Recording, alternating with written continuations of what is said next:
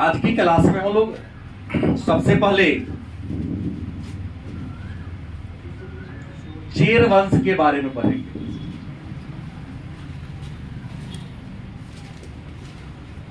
आपको हमने कल की क्लास में संगम संस्कृति के बारे में पढ़ा था,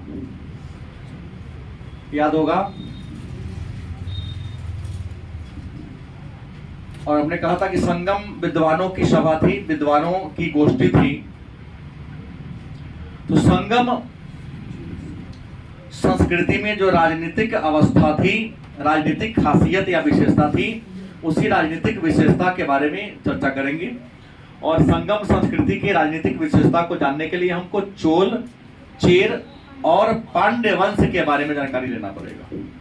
इस क्रम में सबसे पहले हम लोग चर्चा करेंगे चोल वंश, सॉरी चेर वंश। कौन है? चेर वंश। तो चेर वंश पहले जान ले कि चेर वंश दक्षिण भारत का एक राजवंश है। चेर दक्षिण भारत का क्या है? राजवंश है। मतलब चेर का संबंध उत्तर भारत की राजनीति से नहीं है, इसका संबंध दक्षिण भारत की राजनीति से है। और चेर वंश के बारे में जानकारी प्राप्त करने का स्रोत क्या है, साधन क्या है? तो चेर वंश के बारे में जानकारी प्राप्त करने का अनेक सारे स्रोत हैं, जिसमें सबसे पहले हम नाम लेंगे ऐतरेय ब्राह्मण। ऐतरेय ब्राह्मण, ऐतरेय ब्राह्मण के बाद रामायण, महाभारत के अलावे अशोक के अभिलेख, अशोक के, क्योंकि हमने आपको बताया है कि अशोक ने अपने 13वें शिलालेख में केवल कलिंग के युद्ध का ही वर्णन नहीं किया है, बल्कि उसके आगे अपने पड़ोसी राज्य चोल, चेर, पांड्य इनके बारे में भी चर्चा किया है। तो अशोक के अभिलेख और कालिदास के नाटक,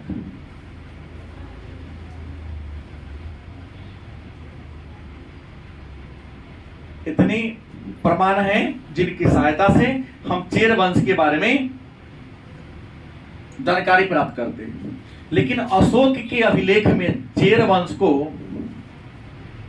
केरल पुत्र कहा गया है। अशोक के अभिलेख में चेर वंश को क्या कहते हैं? केरल पुत्र के नाम से जानते हैं। अब प्रश्न होगा तो चेर वंश के प्रमुख राजा कौन थे? चेर वंश के अगर प्रमुख शासक की बात करें कि प्रमुख शासक या प्रमुख राजा कौन कौन थे, और उन राजाओं का चेर राजनीति में या दक्षिण भारत की राजनीति में कौन कौन सा योगदान रहा है, तो चेर वंश का अगर पहला राजा की बात करें, इसका नाम है उदयन। क्या नाम है? उदयन जेरल।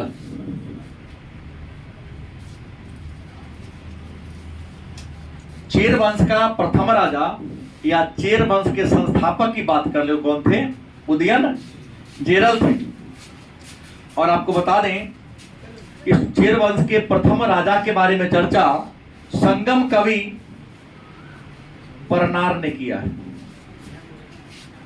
संगम कवि परनार ने उदयन जेरल के बारे में विस्तार से क्या किया है? चर्चा किया है, बताया है कि चेर वंश के क्या थे? संस्थापक थे। उदयन जेरल के बाद चेर वंश का जो दूसरा राजा बना, उनका नाम था नेदुन जेरल। नेदुन जेरल अदन। नेदुन जेरल अदल ये चेर वंश के क्या थे? दूसरा राजा थे। और इनके बारे में कहा जाता है कि वास्तव में ये उदयन जेरल का क्या थे? पुत्र थे, बेटा थे, जिन्होंने सत्ता को प्राप्त किया था। और इन्होंने लगभग 55 वर्षों तक शासन किया और 55 वर्षों के शासन काल में इन्होंने अधिराज क्या किया? अधिराज की उपाधि धारण किया था।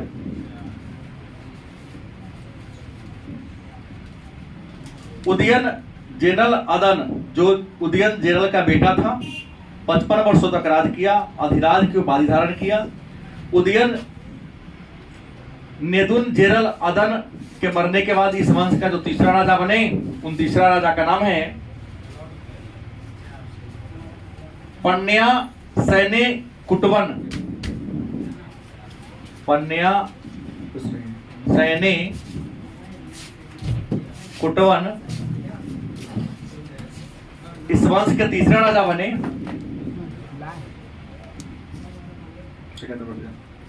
और यह रिश्ता में इसका क्या था? भाई था। और चेर वंश के संस्थापक का क्या था? बेटा था। ये बड़ा बेटा था और ये क्या था? छोटा बेटा था। इनकी सेना में हाथी की संख्या क्या थी? ज्यादा थी। हाथी की संख्या ज्यादा होने के कारण इन्होंने भी अधिराज की उपाधि धारण की। हाथी की संख्या इनके सेना में क्या था? ज्यादा था, तो इन्होंने अधिराज की उपाधि धारण किया था। इसके बाद चौथा राजा जो बने चेर वंश का, नाम था सेनगुटवन। सेनगुटवन कहे तब या सेनकुटवन कहे तब। और इतिहास में ठीक आपने कहा कि यह लाल चेर के नाम से, किस नाम से? लाल चेर के नाम से क्या है? यह प्रसिद्ध है। सेनगुटवन चेर वंश के चौथा राजा थे। इतिहास में यह लाल चेर के नाम से क्या है? प्रसिद्ध है। और इनकी विशेषता थी कि युद्ध कला के साथ साथ साहित्य में भी यह पारंगत थे। युद्ध कला में भी यह निपुण थे और साहित्य कला में भी क्या थे? यह निपुण थे। और दक्षिण भारत के पहले राजा थे जिसके बारे में मैंने कल किया था, कन्नगी पूजा। क्या हमने कहा? कन्नगी मतलब पत्नी पूजा। इसी सेनगुटवन ने या लाल चेर नामक राजा ने क्या किया था? शुरू किया था। और बड़ी आपको बता दें, अपनी पत्नी के बहुत बड़ा विशाल मूर्ति का निर्माण इन्होंने कराया था। उसके लिए एक मंदिर बनवाया था और मंदिर में अपनी पत्नी की प्रतिमा रखवाकर पूजा करने की परंपरा शुरू की थी। इसने भी अधिराज की उपाधि धारण किया था। याद रखना है कि सेनगुटवन जो चेर वंश के चौथे राजा थे, लेकिन चौथे राजा होने के साथ साथ एक महान शासक भी थे। इन्हीं लाल चेर के नाम से इतिहास में प्रसिद्ध है। युद्ध कला में भी प्रसिद्ध थे, साहित्य कला में भी प्रसिद्ध थे। और इन्होंने कन्नगी पूजा अर्थात पत्नी पूजा की इन्होंने शुरुआत किया था। यही थे लाल चेर, सबसे महान राजा थे। और इन्होंने अधिराज की उपाधि धारण किया था। इसके बाद अगला जो पांचवा राजा बने, जिनका नाम था पेरू जेनेरल। चेर वंश का जो पांचवा राजा बने पेरू जेनेरल इरमपोई। ये चेर वंश के राजा थे और इनकी खासियत ये थी कि दक्षिण भारत में सबसे पहले गन्ना की खेती चेर वंश के राजाओं ने शुरू किया। और चेर वंश के राजाओं में कौन? पेरू जेनेरल इम्पोरई। इन्होंने ही सबसे पहले दक्षिण भारत में गन्ना अर्थात ईख की खेती को क्या किया था? प्रारंभ किया था। नहीं, इनका नाम नहीं। इनका नाम शेर था। इनका एक अन्य नाम क्या है? शेर। तो उपनाम। उपनाम क्या था? शेर। और शेर का मतलब होता है हाथी की आंख वाला। हाथी की आंख वाला। इनका उपनाम था। पेरू जनरल इंपराई के बाद चेर वंश का इतिहास समाप्त हो जाता है। अगला कोई शासक रहा नहीं मजबूत जो चेर वंश की परंपरा को आगे ले जा सके। चेर वंश के बाद एक और पढ़ लेते हैं, नाम है चोल वंश। क्या नाम है? लेकिन चोल वंश पहले आगे बढ़ता है, फिर 850 ईस्वी के आसपास पहले ध्वस्त हो जाता है और पुनः 800 ईस्वी के आसपास उदय होता है। चोल वंश की बात करते हैं तो चोल वंश भी दक्षिण भारत का एक राजवंश था।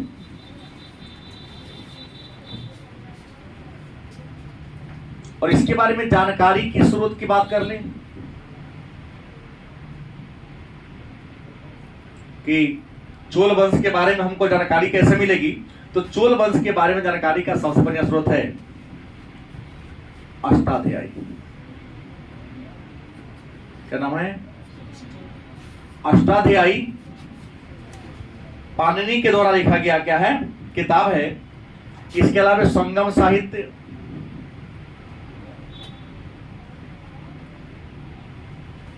के अलावा महाभारत, ऐसे ग्रंथ है। इसके अलावा अशोक के अभिलेख, अशोक के 13वां शिलालेख में हमने पहले ही कहा कि चोल, चेर और पांड्य के बारे में जानकारी मिलती है।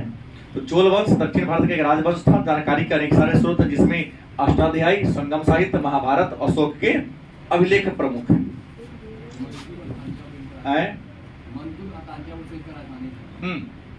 अब प्रश्न शासक की बात करें कि इस वंश के प्रमुख शासक अर्थात राजा कौन कौन थे, तो चोल वंश के अगर पहले शासक की बात करें तो इलन जेत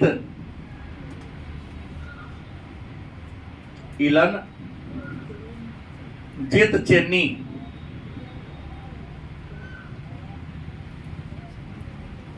इलन जेत चेनी चोल वंश के पहले शासक थे, जिन्होंने चोल साम्राज्य की स्थापना किया था और अपनी राजधानी किसे बनाया था? उरईउर। क्या उरईउर को अपनी क्या बनाया था? राजधानी बनाया था।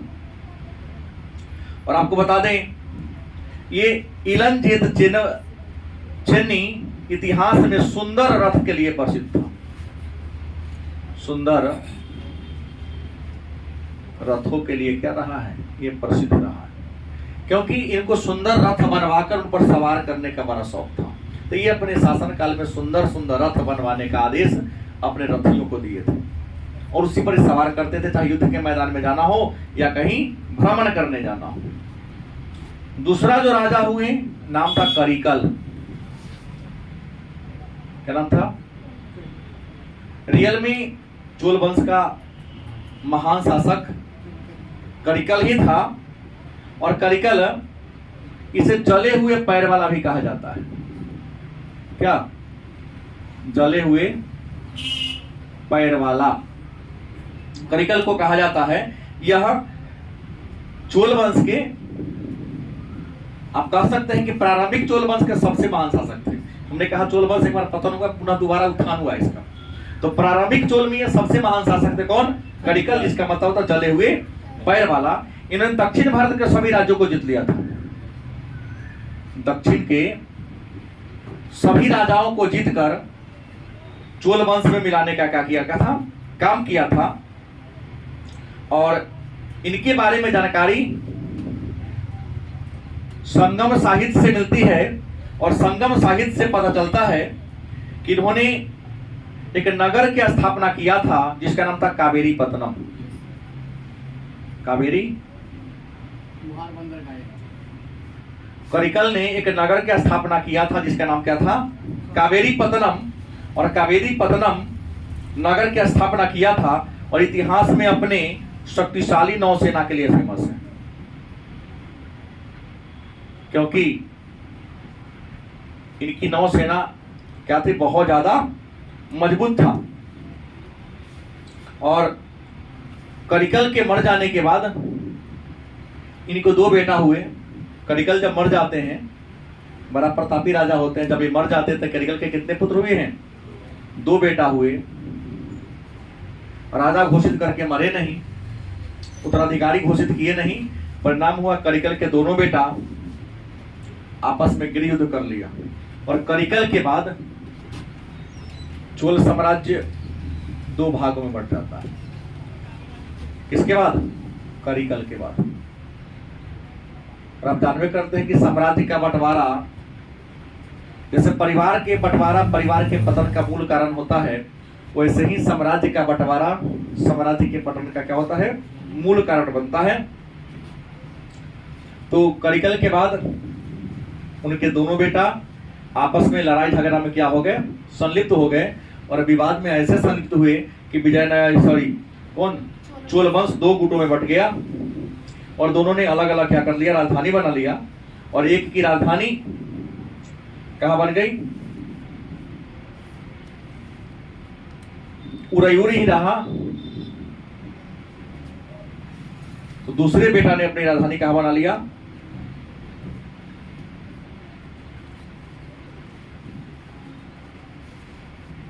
बड़ा नाम गड़बड़ दे दिया।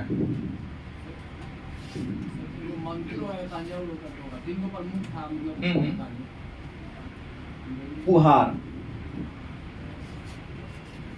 2 राजधानी बन गया और शासक 2 जगह चला गया। परिणाम हुआ कि इसके बाद चोल साम्राज्य का क्या होता है, पतन हो जाता है। ऐसी चोल करिकल के बाद दक्षिण की राजनीति में पांड्य वंश का क्या होता है, प्रवेश होता है। और पांड्य वंश ने लगभग करिकल के बाद बहुत वर्षों तक क्या किया, शासन किया। लेकिन पांड्य के कमजोरी का फायदा उठा लिया कौन, विजयालय। कौन उठा लिया, विजयालय। और विजयालय ने 850 ईस्वी के आसपास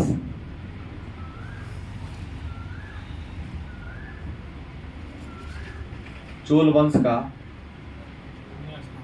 पुनः स्थापना किया था। तो करिकल के बाद चोल साम्राज्य का बंटवारा हुआ। पुहार उरयूर 2 जगह राजधानी बन गई। इसका फायदा पांड्यों ने उठाया था।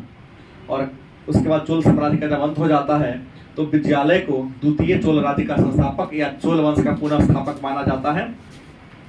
तो 25 वर्षों तक इन्होंने क्या किया था, राज किया था। और विजयालय को चोल वंश का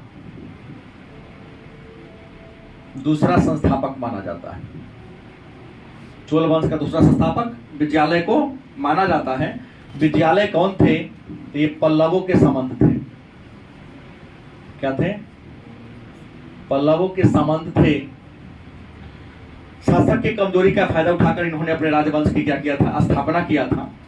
और इन्होंने उरयूर को कहा, उरयूर को अपनी क्या बनाया था, राजधानी बनाने का काम किया था। और इन्होंने तंजौर को भी जीत लिया था। किसको, तंजौर को जीत लिया था। और तंजौर को जीतकर विजयालय ने नर केसरी की उपाधि धारण किया था। तंजौर को जीतकर क्या उपाधि रखा था, नर केसरी।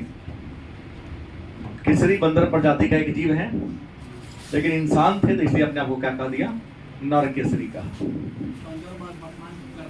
कर्नाटक। विजयालय के बाद हम चर्चा करें कि विजयालय के बाद चोल वंश का अगला राजा कौन बना।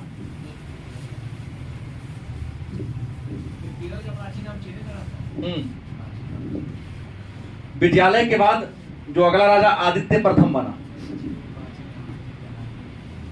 आदित्य प्रथम। और विजयालय का शासनकाल था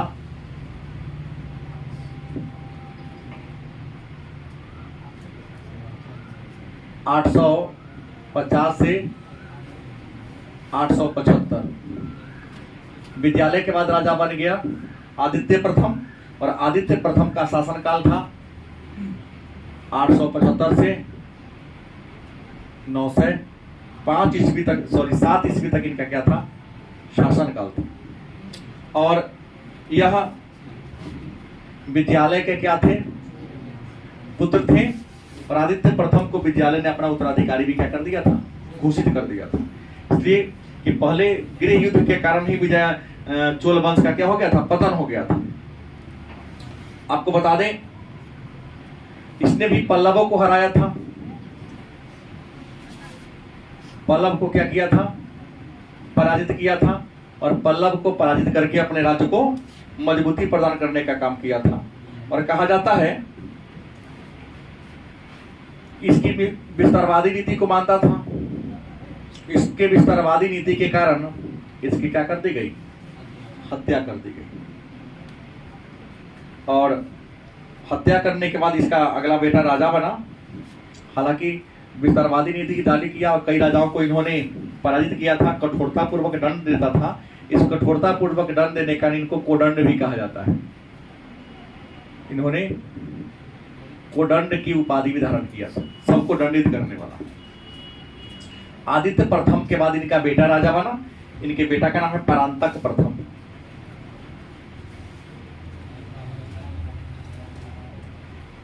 परांतक प्रथम का शासनकाल 907 से 935 ईस्वी के क्या था, बीच था। परांतक प्रथम जो आदित्य प्रथम का क्या था, बेटा था। 907 ईस्वी से 935 ईस्वी तक इन्होंने क्या किया था, राज किया था। और आपको बता दें, इन्होंने पांड्य वंश के राजा, पांड्य वंश पर क्या किया था, आक्रमण किया था। और पांड्य वंश के जो राजा थे उनका नाम था राजसिंह द्वितीय। लड़ाई में क्या कर दिया, हरा दिया। और पांड्यों की राजधानी कहां थी, मदुरा, जीत लिया था। तो परांतक प्रथम की उपलब्धि सबसे क्या थी कि पांड्य वंश के राजा राजसिंह द्वितीय को हराया और उसकी राजधानी मथुरा को जीतकर अपने कब्जा में कर लिया। और मदुरा को जीतने के बाद इन्होंने एक उपाधि धारण किया था, मदुराई कोंड। मदुरा को जीत लेने के कारण परांतक प्रथम को मदुराई कोंड कहा जाता है, या मदुराई कोंड की उपाधि भी इन्होंने धारण किया था। परांतक प्रथम पहला राजा था जिन्होंने भूमि का क्या किया था, सर्वेक्षण कराया था। भूमि का सर्वेक्षण कराने में दक्षिण भारत का पहला राजा जिन्होंने अपने शासनकाल में संपूर्ण जमीन का क्या सर्वेक्षण कराया था।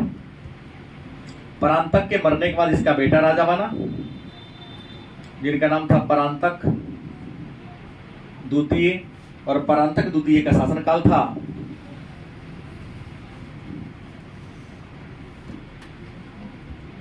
935 से 985। परांतक द्वितीय 935 ईस्वी से 985 ईस्वी तक शासन किया। और इस परांतक द्वितीय को सुंदर चोल भी कहा जाता है। इनको सुंदर चोल के नाम से भी जाना जाता है। और पांड्य शासक को, एक राजा थे पांड्य शासक जिनको लड़ाई में क्या कर दिया था, हरा दिया था। जिस लड़ाई में हराया था उस लड़ाई का नाम था चेचर का युद्ध। चेचर के युद्ध में परांतक द्वितीय ने पांड्य वंश के राजाओं को क्या किया था, हराने का काम किया था। और इस परांतक का जो बेटा था, नाम सुना होगा आप लोगों ने, राजा राज प्रथम। राजा राज प्रथम यह परांतक का क्या था, बेटा था, तो सत्ता को प्राप्त किया। और सत्ता को प्राप्त करने के बाद इन्होंने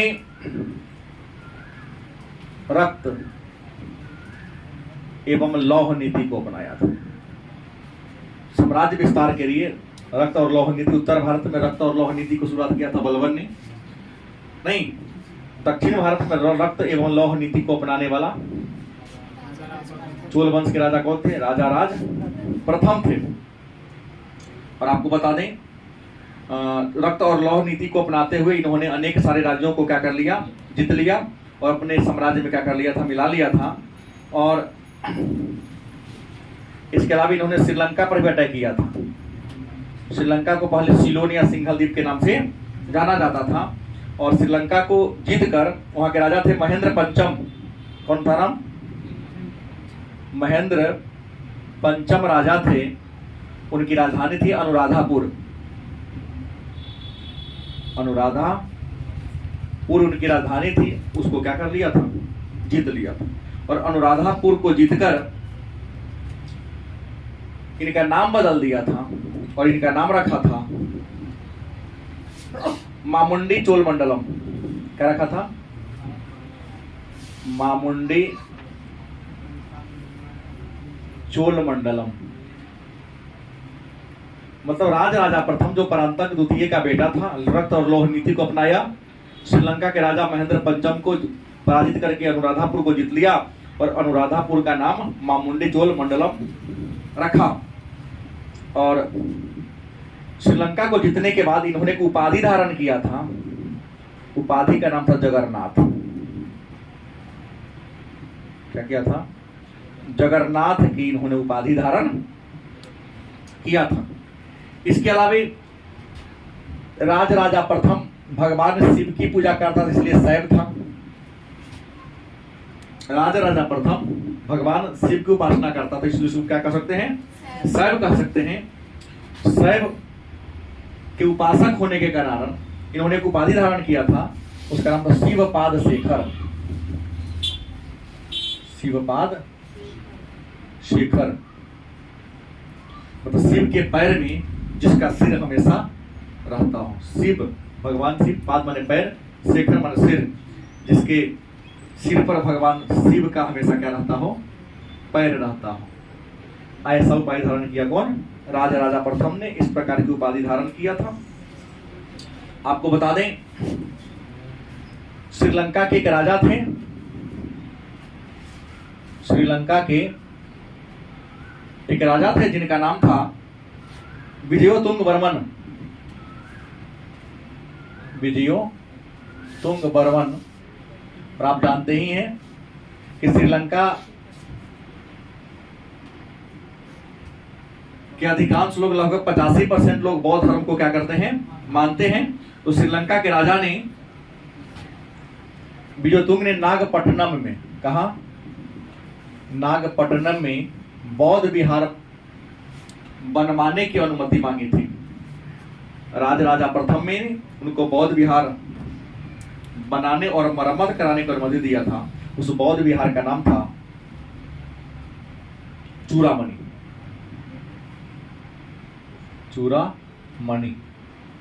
चूड़ामणि जगह पर है। तो श्रीलंका के राजा विजयोतुंग वर्मन राजा प्रथम से नागपट्टनम में चूड़ामणि बौद्ध विहार को पुनः निर्माण कराने की क्या मांगा था? अनुमति मांगा था। इन्होंने दे दिया था। राज प्रथम क्योंकि भगवान शिव का उपासक था, इसलिए भगवान शिव के लिए एक मंदिर बनवाया था, जिस मंदिर का नाम था राजराजेश्वर मंदिर। क्या जी? राजराजेश्वर मंदिर जो भगवान शिव का मंदिर है, कहाँ है? कर्नाटक के तंजौर में है। इसी राज प्रथम ने बनवाया था। और आपको बता दें, इस मंदिर की खासियत है, वह खासियत यह है कि इसके दीवार पर बौद्ध की प्रतिमा है। महात्मा बुद्ध और बौद्ध धर्म से जुड़ा हुआ जो बहुत प्रकार के चित्र आकृतियां हैं, इसके दीवार पर चारों ओर फैला हुआ है। तो ये आपको याद करने की जरूरत है कि उस शिव के उस मंदिर का नाम बताना है जिस पर बौद्ध धर्म की प्रतिमा है। हाँ, राजराजेश्वर मंदिर। राजराजेश्वर मंदिर जो कहाँ है? तंजौर कर्नाटक में है। कौन बनवाया? राजा प्रथम ने बनवाने का काम किया था। इसके बाद हम अगर अगले राजा की बात करें कि राजा के प्रथम के बाद राजा कौन बना, तो राजेंद्र प्रथम। अगला राजा कौन बना? राजेंद्र प्रथम। चोल वंश का अगला राजा राजेंद्र प्रथम बना, और यह राजेंद्र प्रथम जो था राज राजा का उत्तराधिकारी था। राज राजा का क्या था? उत्तराधिकारी था। राजेंद्र प्रथम की खासियत अगर मान ले तो इन्होंने सिंघल द्वीप को भी जीता था। सिंघल द्वीप मतलब श्रीलंका को जीत लिया था। इसके अलावा उत्तर पूर्व या उत्तर पूर्व प्रदेश को भी जीता था। उत्तर पूर्व में श्रीलंका, अगर तमिलनाडु कर्नाटक के उत्तर पूर्व की बात करते हैं बंगाल की खाड़ी आ जाता है। तो बंगाल की खाड़ी में भी जो छोटे मोटे टापू थे, जहां पर कुछ छोटे छोटे राज्य थे, उन सभी राज्यों को, पूरे बंगाल की खाड़ी को राजेंद्र चोल ने क्या कर लिया था? जीतकर अपने साम्राज्य में मिला लिया था। इतना ही नहीं, यह पहला राजा था जिन्होंने गंगा घाटी को भी जीता था। गंगा घाटी विजय अर्थात उत्तर भारत को जीता, उत्तर भारत की राजनीति में प्रवेश किया और जीता भी। और जीतने के गंगा घाटी को जीतने के बाद इन्होंने एक उपाधि धारण किया था, गंगई कोंड चोलपुरम। मतलब गंगा घाटी को जीतने के कारण, गंगा घाटी में छोटे मोटे राज्य थे, उनको जीतने के उपलक्ष्य में इन्होंने गंगई कोंड चोलपुरम की उपाधि धारण किया था। और इस जीत के खुशी में, मैंने गंगा घाटी के जीत के उपलक्ष्य में कावेरी नदी के किनारे,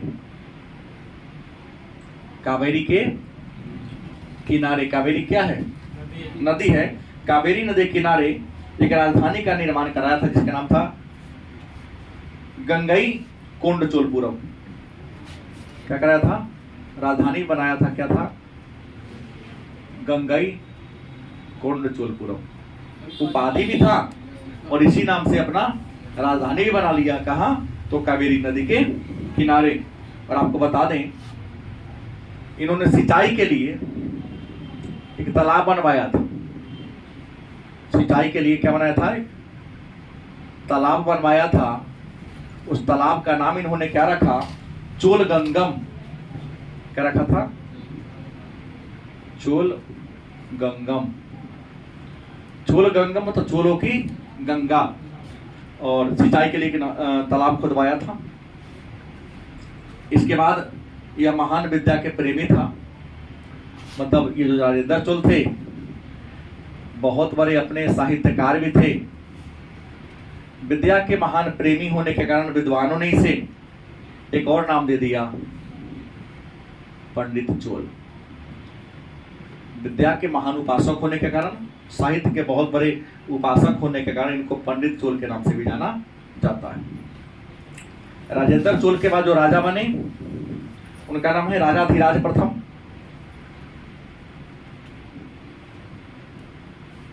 राजाधिराज प्रथम बने। और राजाधिराज प्रथम राजेंद्र प्रथम का क्या था? बेटा था।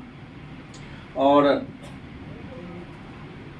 ये राजा बनते ही इनका संघर्ष हुआ था कल्याणी के चालुक्य से। कल्याणी के, मैं चालुक्य वंश पढ़ाऊंगा तो बताऊंगा कि चालुक्य कई हैं। बादामी का चालुक्य, बतापी के चालुक्य और ये होल का चालुक्य। चालुक्य कई अलग अलग गुटों में क्या थे? बटे थे। तो कल्याणी के चालुक्यों से राजाधिराज का भिड़ंत हुआ था, युद्ध हुआ था। उसमें इन्होंने कल्याणी के चालुक्यों को क्या कर दिया था? हरा दिया था। उसके राजधानी पर क्या कर लिया था? कब्जा कर लिया था। और कल्याणी के चालुक्यों को हराने के उपलक्ष्य में इन्होंने अपना के बाद राज्याभिषेक कराया। और राज्याभिषेक को कराया था वीर अभिषेक कहते हैं। वीर अभिषेक। तो किस राजा ने वीराभिषेक कराया? तो राजाधिराज प्रथम ने। किस उपलक्ष्य में? तो कल्याणी के चालुक्य जो बड़ा ही मजबूत था, इनके दादा परदादा ने उसको हरा नहीं सका था, इन्होंने लड़ाई में हरा दिया और वीर अभिषेक करवाया था।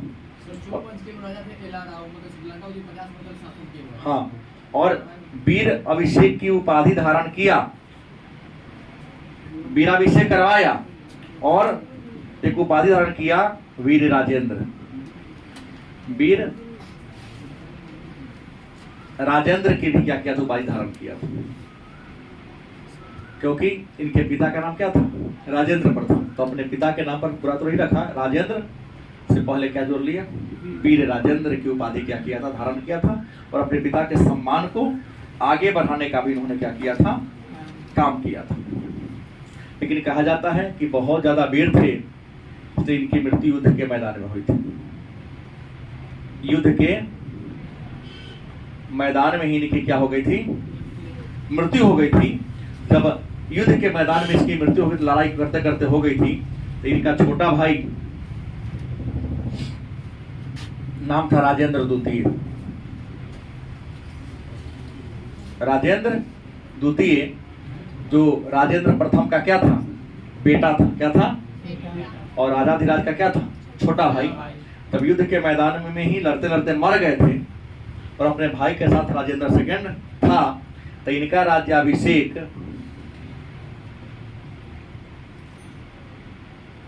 युद्ध के मैदान में हुआ था। युद्ध के, याद रखेंगे कि चोल वंश के वह कौन राजा थे जिन्होंने अपना राज्याभिषेक युद्ध के मैदान में कराया था। और पूर्वी चालुक्य को इन्होंने लड़ाई में क्या किया था, पूर्वी चालुक्य को हराकर उनकी बेटी से इनका क्या किया था, विवाह हुआ था। राजेंद्र सेकेंड के बाद अगला जो राजा बना उनका नाम था वीर राजेंद्र। क्या नाम था, वीर राजेंद्र। नाम थोड़ा आगे पीछे मिलेगा, प्रथम द्वितीय यहाँ आपको बहुत ज्यादा मिलेगा। तो राजेंद्र सेकेंड जिनका राज्याभिषेक युद्ध के मैदान में हुआ, पूर्वी चालुक्यों को पराजित किया, वहां से वैवाहिक संबंध जोड़ा।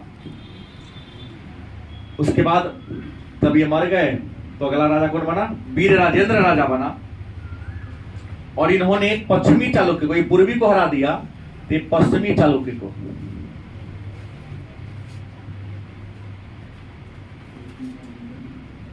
क्या किया था, पराजित किया था। और पश्चिमी चालुक्य को पराजित करके वीर राजेंद्र ने क्या किया था, काम किया था, तुंगभद्रा नदी के किनारे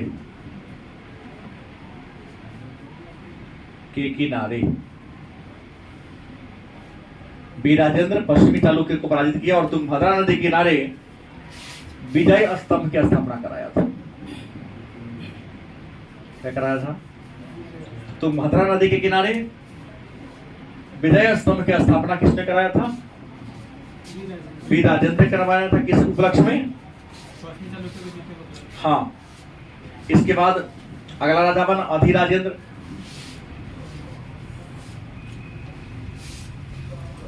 अगला राजा कौन बना, अधिराजेंद्र राजा बना। और राजा तो अधिराजेंद्र जब राजा बना तो थोड़ा सा कमजोर था। इनके शासन काल में क्या हो गया, विद्रोह हो गया और विद्रोह के शिकार हो गए। और विद्रोह ने ही इनकी क्या कर दिया था, हत्या कर दिया था। अधिराजेंद्र की हत्या कहा, विद्रोह में हो गया था। जनता ने क्या कर दिया, विद्रोह कर गया। विद्रोह जो दबाने गए तो उसी विद्रोह में इनकी क्या हो गई, मृत्यु हो गई। और इसके मरने के बाद ही, अधिराजेंद्र के मरने के बाद ही विद्यालय द्वारा स्थापित कौन वंश, चोल वंश क्या होता है, इसलिए मैंने लिख दिया विद्यालय द्वारा स्थापित चोल वंश क्या होता है, समाप्त हो जाता है।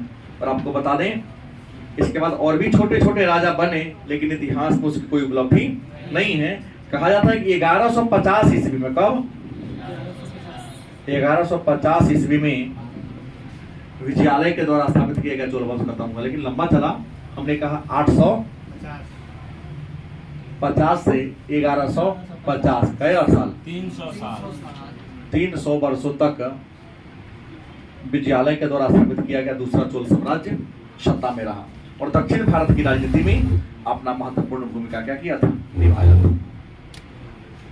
अब देखेंगे छोटा छोटा राजवंश और